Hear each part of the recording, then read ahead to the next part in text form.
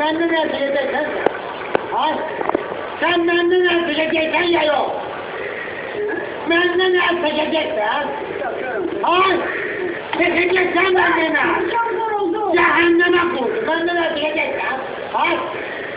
Sen iman var evlat. Benden erteceksen oğlan köpeği olur. Erteceksen benden.